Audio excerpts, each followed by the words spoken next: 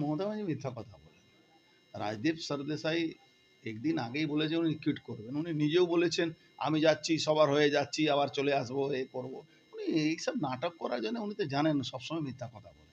উনার মাইক কে বন্ধ করবে? ওখানে কেউ মাইক বন্ধ করার লোক থাকে?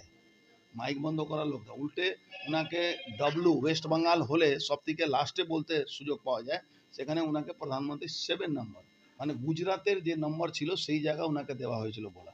উনি সবসময় মিথ্যা কথা বলে একটা নাটক করতে চেষ্টা করেছেন, কিন্তু এই নাটকটা এক্সপোজ হয়ে গেছে ওনার।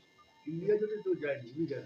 আবার এরকম ভাবে দেখুন উনি গিয়েছিলেন কোনো বা কোনো কি আশীর্বাদ নেওয়ার জন্য হয়তো যেতে পারে, কিন্তু আশীর্বাদটা পাননি, তখন একটা নাটক করে বেরিয়ে গেছে। কি আছে? সেটা তো আমি বলতে পারবো না, যার থেকে আশীর্বাদ নিতে গেছেন সে বলতে পারবেন, কার আমি আছে? কি।